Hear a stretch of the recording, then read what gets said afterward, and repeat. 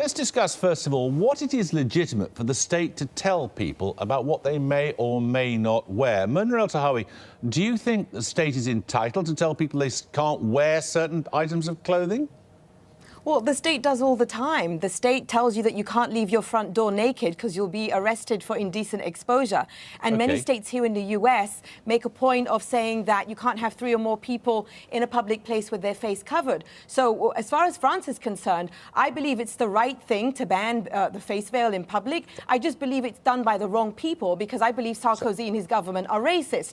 But they're the right wing and I oppose them. I oppose the burqa or the niqab because it's imposed on women by the Muslim right wing. So I take a stand against the Muslim right wing as well, which loves to tell women how to dress. Sam Harris, do you think the state is entitled to tell people how they may or may not dress? Well, yeah, Mona makes a good point that clearly we do this in any case. You're not free to take off your pants in a market or a restaurant. That's on grounds of offence to other people. That's not on grounds of religious expression. Well, I think there's something quite sinister about this religious expression. Oh, you find it offensive, do you? Do you find it frightening? No, it has nothing to do with being frightened. It has to do with a recognition that some significant percentage of the Earth's women and girls are being forced to live their lives. Forced? You know they're all being forced, do you? No, not all. My point is you don't. No, some clearly are forced, and the issue is the coercion of women and girls. Now, this concern is only slightly eased when you can find a few women who say they're not being forced. I think we should be slow to take their word for it, given how coercive the environment actually is. Well, we're now joined by Tariq Ramadan, who's in a studio in Detroit. Tariq Ramadan, do you think the state is entitled to tell people what they may or may not wear? No, I think it's quite clear that this is a political decision which has nothing to do with what we are talking about. We are acting now against the freedom of expression, freedom of religion for the people. I'm not for the niqab. I think it's not an Islamic prescription. But if we want to solve the problem, this is not the way forward. It's a question of educating people from within the community. But now you can't understand what is happening in France. And this decision, if you don't put it into the context that you have populist parties and far-right parties that are gaining ground. And this decision is a political decision targeting 2,000 women and telling us it's about religion and freedom of expression. This has to do with the political atmosphere, which is very, very negative in France today, as well as, to tell you the truth, what is happening in Europe. It's very, very worrying for all the European citizens, not only the Muslims. You see, Mona El-Tahawy, you support this ban on the burqa or the niqab. Would you also support a ban on covering the hair on women's heads, for example? No, What's the I wore a headscarf. I wore a headscarf for 9 years. I chose to wear it and I chose to take it off. The difference is the face. The difference is the fact that the niqab dangerously equates piety with the total disappearance of women.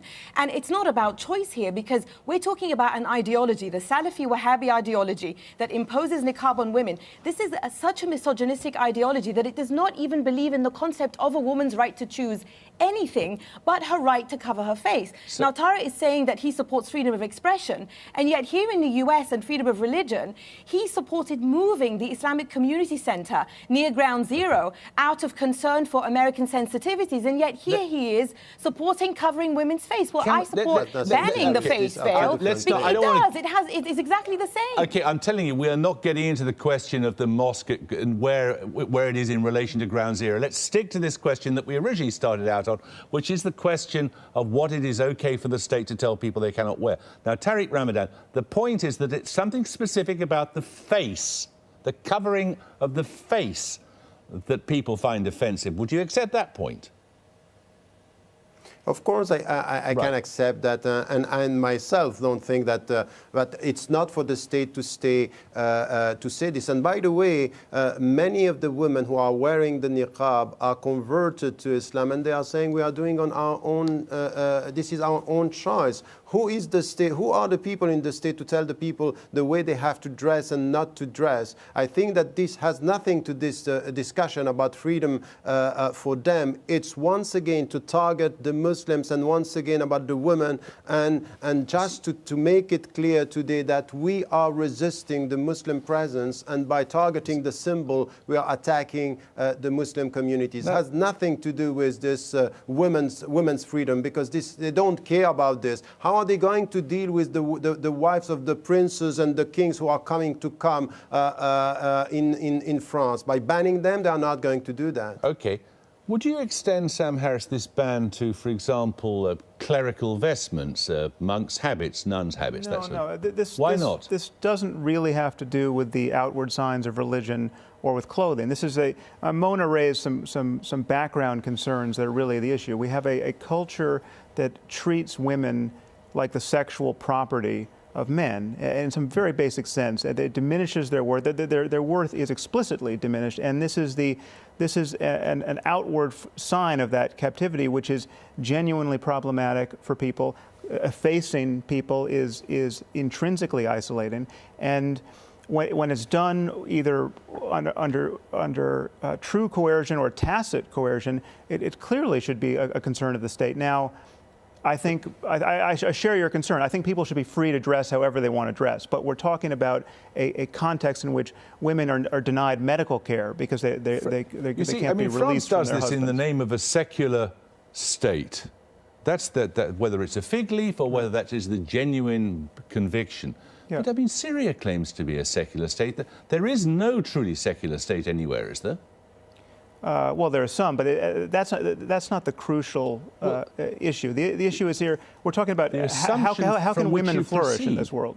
Sorry, say again. I mean, we all should be united in a concern for women flourishing. Women have been treated horribly for thousands of years in the context of religion, and there's a theology that diminishes their status. Now, of course, this is true in Judaism and Christianity, but Jews and Christians have gotten over this to a remarkable degree, and this inequality, which treats women like property, is uniquely a problem in the Muslim world. What do you make of that argument?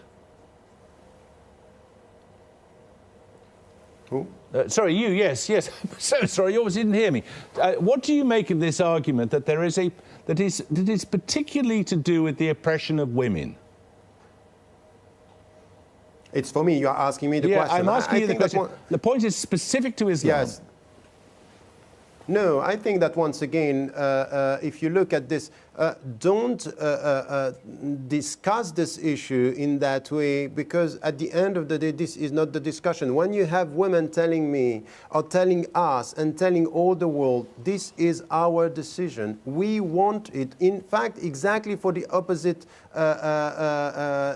way of looking at the thing. It's for me not to be the property of man, and then we want to, this is the way we understand Islam. Once again, I don't think it's the right way, but we have to listen to women who are telling you this, and it's not for the state to tell us the way we dress. And once again, what we heard right now, it's exactly this. We are talking about all the religions, but at the end of the day, we think it's only Islam which is oppressing women, that it's wrong with women. I think that this is a discussion which is a pure stigmatization of Muslim, and if we want to solve the problem, it's a question of education and let the woman decide. A woman was fined because she was driving with a niqab. At the end, she won against the state because it was a wrong decision. And we are always trying to come with new rules and reducing the freedom of expression of Muslims against the minarets, against the hijab, against the burqa. What does it mean? Does it mean that the only right way of being a Muslim in Europe today, a good European Muslims, is an invisible Muslims? We don't want to see them. We don't want to see them in the street. We don't want to read any symbols. Why are you shaking your head? I'm shaking my head because I disagree with just about everything Tariq just said, and it's interesting that he used the word invisible, but because that's exactly what the niqab does. Because you are working with the neocon in the States. I'm working with the who? Can you prove that? This is libelous what you're saying. I am certainly not working with the neocons.